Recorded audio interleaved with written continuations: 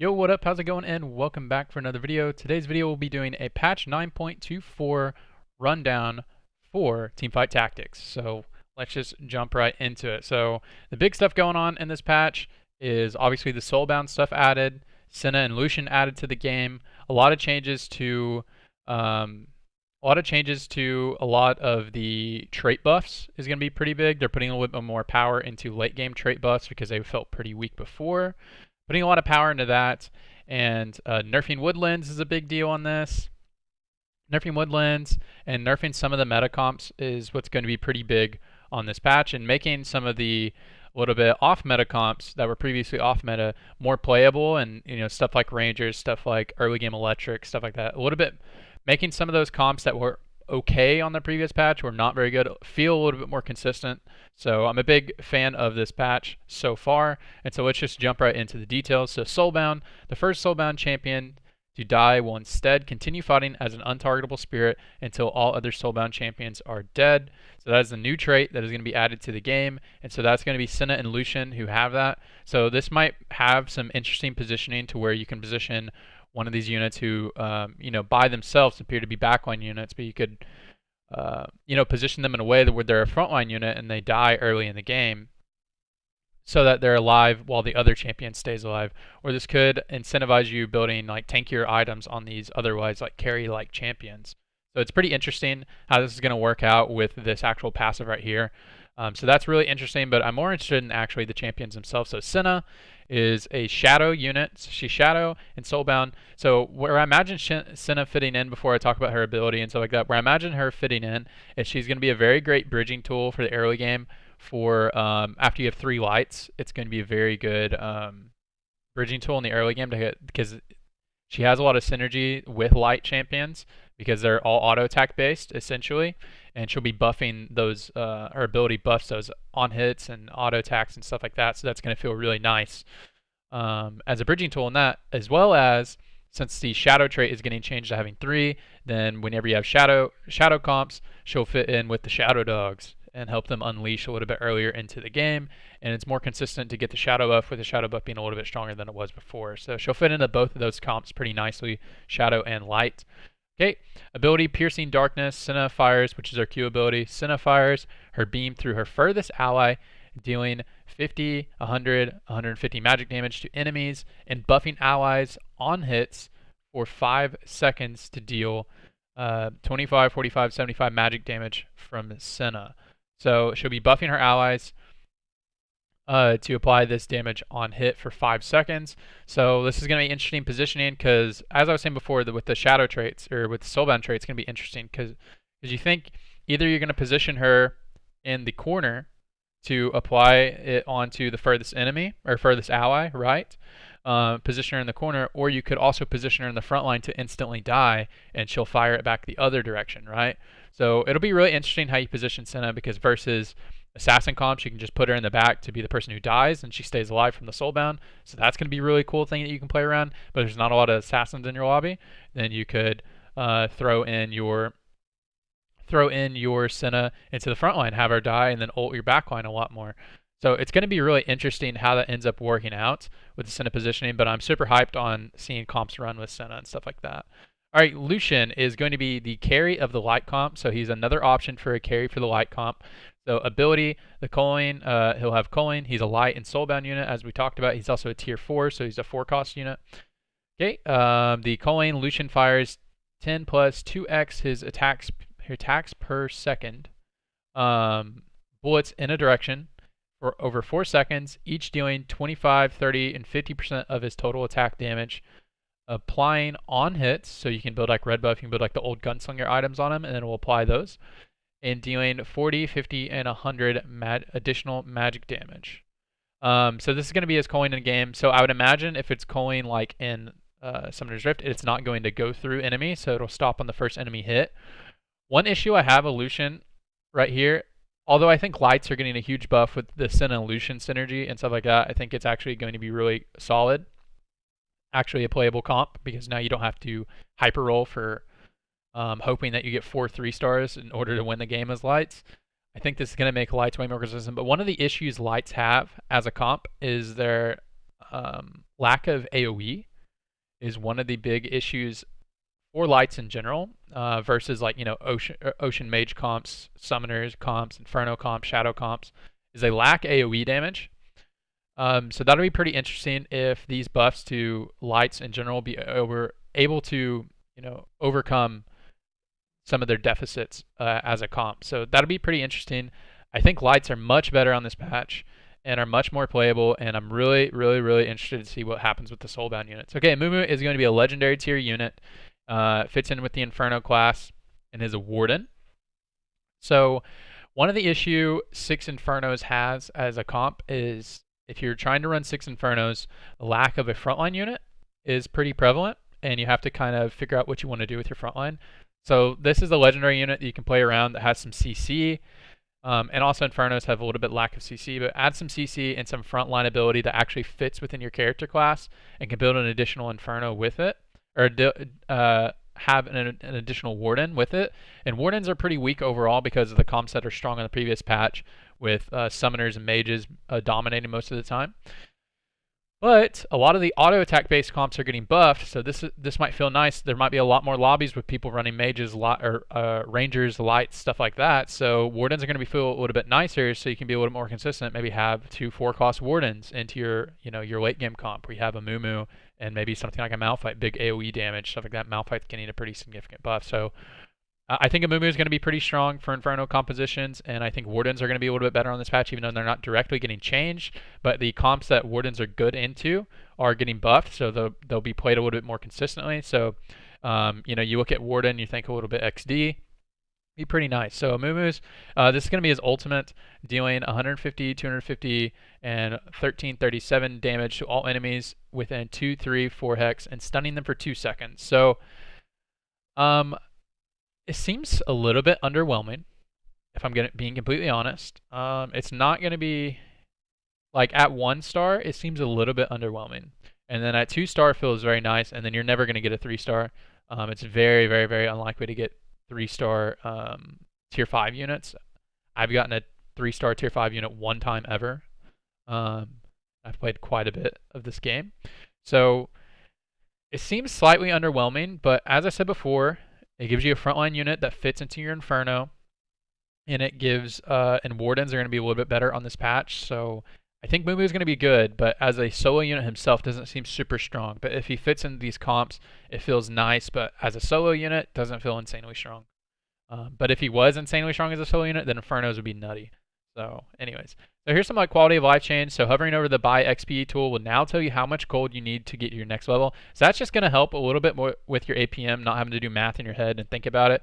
Now you can just hover it over and you can look at your gold. Going to help with your APM a little bit more.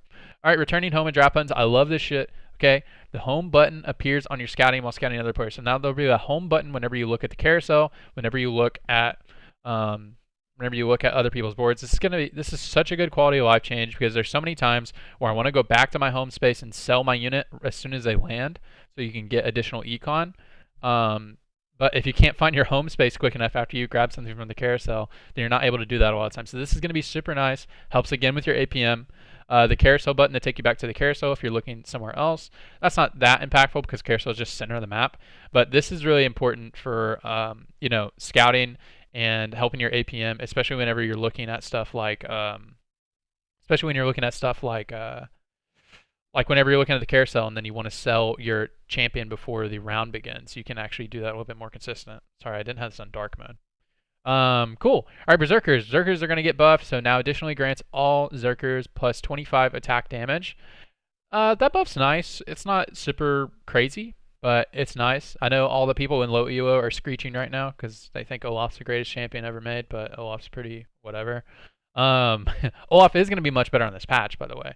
But all the low elo players are in here screeching right now. They're like, Olaf's OP. But anyways, so Zerker is a little bit more consistent when you get to 6 Zerkers, and there's a lot of buff changes to help you get to 6 Zerkers that are going to be nice. But additionally, dodge chance is increased on Cloud, so that's very good against Zerkers, right? So every time you buff something, you have to buff their counter slightly, so that something isn't super overpowered. But Cloud chance is going to be better. A lot of the traits that are going to get changed on here favor Zerkers, lights, early electrics, rangers, and the Sivir comps are going to be a little bit better this patch. So, all right, Cloud buff is getting just slightly stronger. So for those Sivir comps, it's slightly better. Cool. Electric is getting buffed. So Electric's early game is getting buffed, and its 3 unit is getting buffed. So this is going to feel a little bit nicer to get out of the early game with Electric comps a little bit more consistently. So a lot of times, if you don't, the most prevalent early game comps are Woodlands and Predators. And then behind that is you can just sometimes run Electrics and get out of the early game. And if you're wanting to build a Zerker comp and you get those really early Orns and Volibears, this is going to help you kind of ease out of the early game by winning some rounds without losing a lot of health. So if you're trying to get to your 6 Zerkers, it's going to feel a little bit more consistent. And then it feels a little bit more consistent building for Electric Zed comps rather than Summoner Zed comps. So Electric Zed comps will feel a little bit better and feel a little bit more consistent, able to get to those. So I'm a big fan of this change. I love Electrics. This is nice. Cool. Infernos. Effects trigger on spell damage is previously what it was, but now effects will trigger on spell damage and critical strikes. We'll talk about that in a second. Bonus damage is down. So the duration is down, and the amount that the damage hexes are going to do is reduced. But more hexes will be on fire. So previously it was just 1 hex will be on fire where the ability landed, but now it'll be 3. Now it'll move up to 3 and 5 depending on how many units you have. So imagine your whole board will be on fire, but the fire spaces deal a little bit less damage. So Infernos will feel a little bit more consistent because a lot of times you'll get this big fire on top of your enemies, and then your frontline unit will die, and then they all walk out of the hex. So nobody's on fire anymore. So Inferno is going to be a little bit more consistent, but the hexes themselves will do less damage, and you'll be able to trigger them more often. So maybe you might see some crit items built on some champions. So that will feel nice for, if you're running Kindred and she ends up critical striking, it'll now apply more Inferno hexes because a lot of times when you're in Inferno comps or Shadow comps, you'll be running Kindred carry, and she won't apply a lot of this effect because she just does single target damage. But now when you have more Infernos and stuff like that, you'll be able to do more splash damage and apply it a little bit more consistently now that you can critical strike. So that's a pretty nice change for Inferno comps.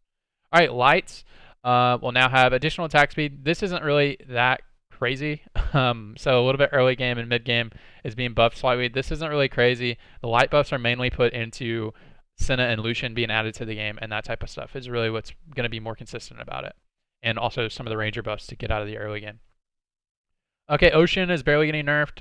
It's pretty non-consequential, 5 mana, it's pretty whatever. Okay, Rangers. The big one that's important to me, I know a lot of people are probably hyper-focusing on 2.5 attack speed.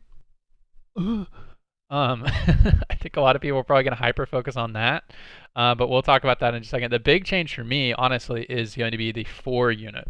It's way more consistent to run comps at 4 Rangers than it is 6. By the time you get to 6 Rangers, that means, you don't get to level 9 most games, and if you get to level 8 and you're running 6 Rangers, 2 Frontliners, which is definitely something that you can do, that's going to be something that you can do. But against like mage comps and stuff like that, it's going to feel not quite as consistent because you won't be able to run. You have to have Frontliners, right? So your Rangers can get off their damage. And so you'd want to run like something like Wardens or something that are a little bit more buffed on this patch or something like that in your front line. So that makes it to where you can't run Mystics with your level 8 comp. So that is why I'm not hyped on this change. I don't think it does anything. I think if you get to 6 Rangers, you probably lost the game. Trying to get 6 Rangers and not lacking front line or stuff like that. There's obviously situations where this work, but I really don't think this is very consistent. I think this is going to be kind of like a noob buff where everybody's looking at the right.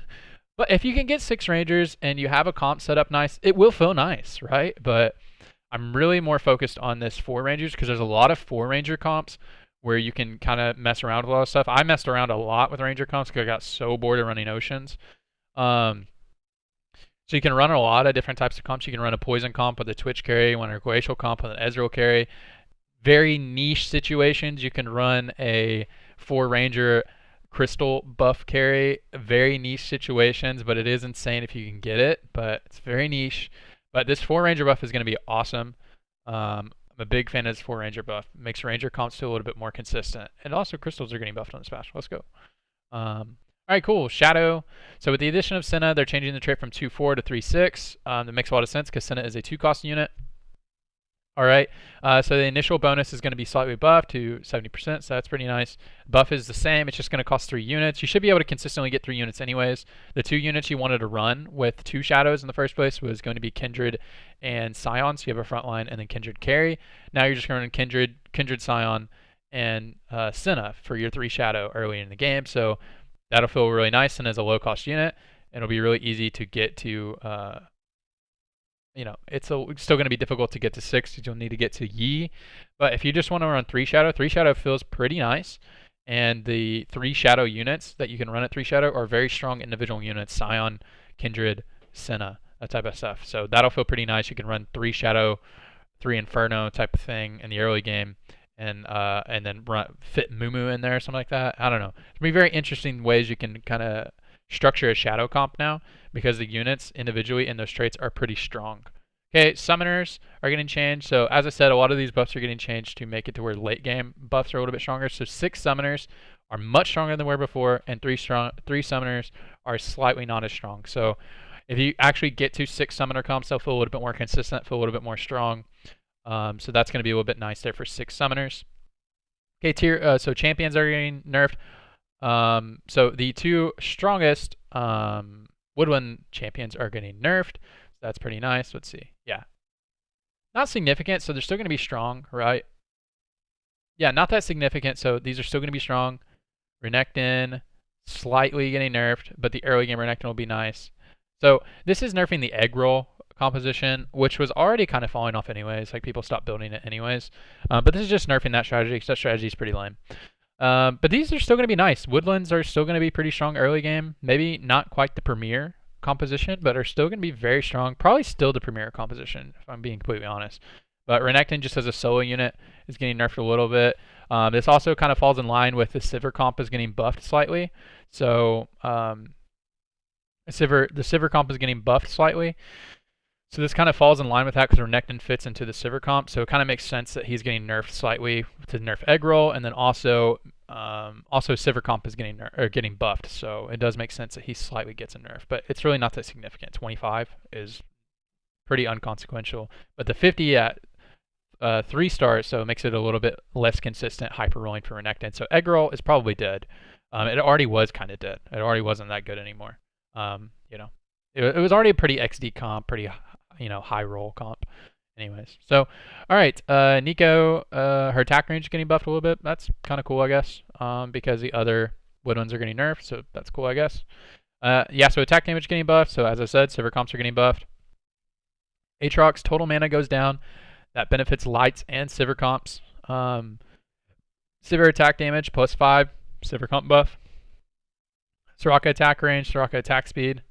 Another one, buffing those light boys. So lights might be pretty good on this patch. It's be pretty cool. Tiberius is getting nerfed. Tiberius is probably the strongest solo unit in the game, or Annie is probably the strongest solo unit in the game. Like, you just see an Annie and you're leaking, you just buy it and then you stop leaking. It's pretty lame. So her getting nerfed is nice. Brain ability damage. Brain was already kind of falling off.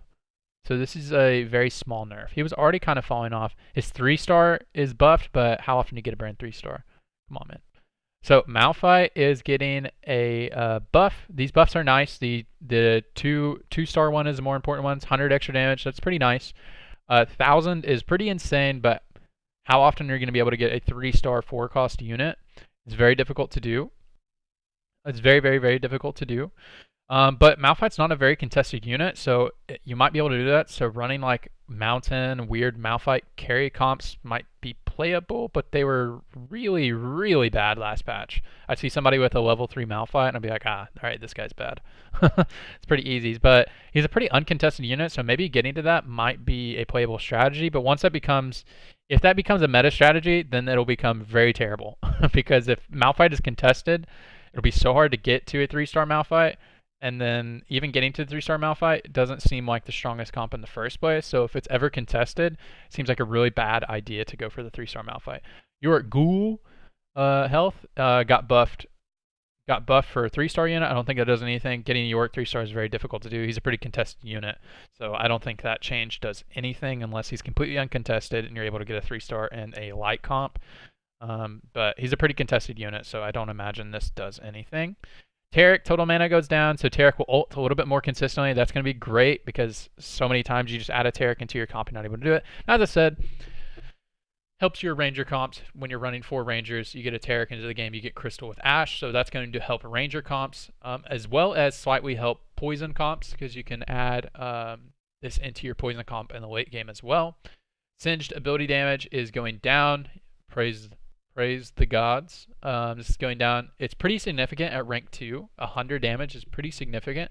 So that's going to be nice because a lot of the Predator stuff isn't getting nerfed, and a lot of the Woodland stuff is getting nerfed. So it feels like Predators are probably the premier early game comp now. This doesn't really change if you're running COG carry comps, but it does make it a little bit less consistent if you're going against contested Predator compositions, because if somebody's hyper rolling, if there's 2 people hyper rolling for cogs, the way you beat that if you're the 3rd Predator player is you econ up to get the singed, and you just run singed carry. So it's going to feel a little bit less consistent being in contested games since singed is nerfed. The hyper roll cog strategy will still be good, but it'll be less consistent for 3 different players to run Predators, and that already didn't feel good. So honestly, Predators are probably going to be the premier early game composition, but it's going to hurt even more. It already felt bad if multiple people are running Predators and you're the Predator player that's not getting the rolls. So Predators will feel stronger in the early game comparatively because Woodlands are getting nerfed, and Woodlands Predators are already the best comps. But if you're trying to force Predators, it's going to be much more difficult to do that because of the Singe nerfs. So that's going to feel a little bit more difficult to make that happen if you're trying to force and you're not getting the rolls. So Predators will probably seem very strong if there's only one person running the comp still. Okay. Lux tier. So Lux is getting buffed. She's will ult a little bit earlier into the fight and will do a little bit more damage. That's pretty nice. I like that. I like that change because Lux feels kind of weird to fit into your comps unless she's like Steel. Crystal's okay. Electric is very good. So it'll feel a little bit more consistent. So Phantom Dancer now only negates the bonus damage for Critical Strike. Praise the gods. This item was so OP. So OP. Just completely destroyed assassins, Zerkers, a bunch of different types of comps, Blade Master comps, Kha'Zix carry comps, like completely destroyed those comps. And now it will not negate the entire auto attack. That is amazing. It's so amazing. This item was so OP versus those comps. So now it'll just negate the bonus damage from the critical strike. So you would just take a normal auto attack. This will not be on the tooltip, so you'll not be able to see it. That's amazing. I love this change. Reduce the likelihood of class items to appear on dragon, so it's less likely you're going to get a random ass light on your dragon in the late game. So it'll be less consistent to get class items on dragon. That's a good change. Nice. Re-enabled a bunch of items to drop on dragons and Rift again. Now only Thieves' Gloves, Force of Nature, and Titanic Hydra will not drop. Cool. And Giant Slayer is getting a slight buff, which is also good on light champions. So bunch of light buffs. And these are just some bug fixes. Let's see if any of them are important. It's the motion thing. Getting 4th place will now always grant at least 1 LP. Swag. Because you get demoted. I was watching St. Vicious play, and he got demoted getting 4th place. It's pretty hilarious. He got minus 25 LP. Tuya. Tip to say she targets a random enemy to include the stun duration. Okay. Okay, these are just some bug fixes. It's really funny people complaining about Olaf on here. The easiest way to tell people if you're a gold player is if you or a silver player is if you think Olaf comps are broken on the previous patch. They might be pretty decent on this patch, but whatever. Anyways, guys, that's a pretty long video. Actually, only 24 minutes, not too bad. I hope I was informative and stuff like that. It's the first patch rundown I've done for Teamfight Tactics. I mostly do League of Legends content, but I'll start branching out and doing some more Teamfight Tactics stuff. Teamfight Tactics is actually the game that I play most often, so it's not just like I'm like completely on the outside. I'm like, I'm gonna do some patch notes for blah blah blah. It's just my first educational video towards Teamfight Tactics, where I normally do all my educational content around League, but actually stream Teamfight Tactics and stuff like that. It's a game that I enjoy playing and game I enjoy playing, but not the game that's this game isn't that complicated. Let's just be real. It's not as complicated as League of Legends, which is more interesting to like theory craft and stuff like that. So that's why I still do educational content around that game, whereas mostly the game that I play actually is like Teamfight Tactics. But anyways, guys, that was a little bit of rambling. I'm going to end this video now because I don't want it to get any longer than it is. Thank you guys so much for watching, and I'll see you guys on the next video. Bye-bye. Bye-bye. Bye.